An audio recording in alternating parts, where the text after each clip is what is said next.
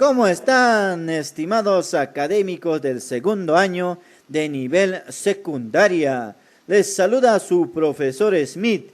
El día de hoy vamos a reiniciar las clases virtuales en el curso de historia, hablando sobre el nacimiento o el surgimiento de la Edad Media o del mundo medieval. Como les decía, estimados académicos, el nacimiento del mundo medieval no es otra que el surgimiento de la Edad Media, una edad que va a estar catalogada en la historia universal como un conjunto de hechos históricos que nosotros más adelante vamos a conocer. Pero profesor, ¿cómo se inicia la Edad Media? Para ello hay que retroceder al Imperio Romano. Observen el siguiente mapa, mis estimados académicos. Toda esta zona de color rojo eran los límites del Imperio Romano. Entonces, en conclusión, Roma era un imperio poderoso, grande, majestuoso y monumental. Pero va a llegar al poder el emperador Teodosio, y este emperador va a morir en el año 395 después de Cristo, y tenía dos hijos. Sus hijos se llamaban Arcadio y Honorio. Entonces, este emperador, para no generar rivalidad entre sus hijos, va a dividir Roma en dos. A Arcadio le va a entregar el Imperio Romano de Oriente, que es lo que nosotros observamos en el mapa, y a su hijo Honorio le va a entregar el Imperio Romano de Occidente. Entonces Roma estaba dividido en dos. Por un lado teníamos al Imperio Romano de Occidente, que estaba gobernado por Honorio, y por el otro lado teníamos al Imperio Romano de Oriente, que estaba dirigido por Arcadio. Pero en el año 476 después de Cristo, el Imperio Romano de Occidente va a desaparecer, va a decaer a mano de los pueblos bárbaros o los pueblos germánicos. Entonces, con la desaparición del Imperio Romano de Occidente, se va a dar inicio a la Edad Media. Reitero, una edad donde se van a producir un conjunto de hechos históricos. ¿Y cuándo va a llegar a su fin la Edad Media? Con la caída del otro imperio romano, que era el de Oriente, que va a decaer en el año de 1453. Ahora, ¿cómo decayó o cómo llegó a su fin el Imperio Romano de Occidente? Resulta que al norte de Europa, más o menos por este territorio, mis estimados amigos, vivían un grupo de pueblos bárbaros, un grupo de pueblos germánicos. ¿Por qué se les decían bárbaros, profesor? Porque eran pueblos principiantes, ¿no? Que no conocían tanto de ciencia, que no habían desarrollado una cultura tan moderna como sí lo hicieron los romanos. Por eso se les conocía como bárbaros. Y por eso también vivían alejados a la capital del Imperio Romano de Occidente. Pero en un principio estos pueblos bárbaros vivían en paz, conocían la pacificidad, pero va a haber una época donde los hunos, profesor, ¿quiénes eran los hunos? Eran unos pueblos rebeldes que vivían en el Asia y que van a amenazar a los bárbaros. Entonces, los bárbaros, por miedo a los hunos, que estaban dirigidos por el emperador Atila,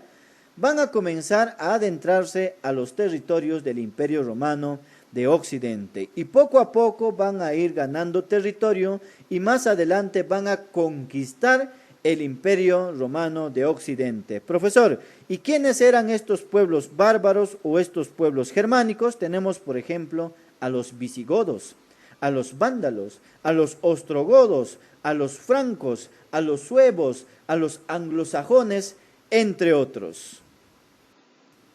Entonces, una vez que los pueblos bárbaros o los pueblos germánicos conquistaron el Imperio Romano de Occidente, estos pueblos se van a adueñar de esos territorios, como nosotros observamos en la siguiente imagen, ¿ve? Observen, por ejemplo, esta zona guinda era un territorio que correspondía al reino visigodo, también teníamos a los ostrogodos, teníamos a los vándalos, entre otros. Entonces, en conclusión, los reinos germánicos se van a adueñar del Imperio Romano de Occidente.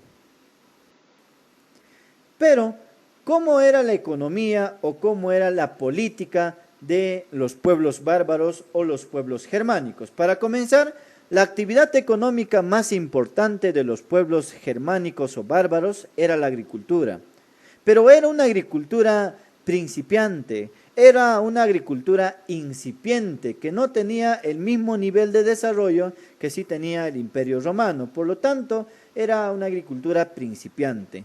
También desarrollaron el comercio, pero a diferencia del Imperio Romano, el comercio con los bárbaros va a decaer, porque reitero, los bárbaros no conocían tanto como los romanos.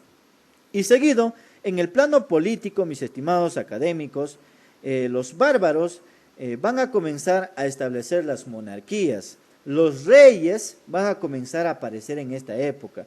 Abarcaban un territorio, por ejemplo, los ostrogodos abarcaban un territorio y para que gobierne ese territorio se nombraba a un rey o a un monarca y poco a poco se fueron estableciendo monarquías que también pueden ser conocidos como reinos. Entonces los reyes van a comenzar a aparecer en esta época. En cuanto a su religión, mis estimados académicos, los bárbaros eran paganos, eran politeístas. ¿Por qué? Porque adoraban a varios dioses, porque adoraban a las fuerzas de la naturaleza, ¿no? Y entre sus dioses más importantes tenemos a Odín, que era el dios más importante de los pueblos germánicos o de los pueblos bárbaros. Esto era en un principio, pero más adelante los pueblos germánicos se van a ir civilizando y con la civilización van a ir adoptando algunos aportes de los romanos, como es el caso de la religión. Entonces, en un principio, los bárbaros adoraban, por ejemplo, a Odín, tenían varios dioses, pero más adelante se van a volver cristianos. Es por eso que vamos a ver en las futuras clases que los reinos bárbaros más adelante se van a convertir en reinos que van a profesar el cristianismo.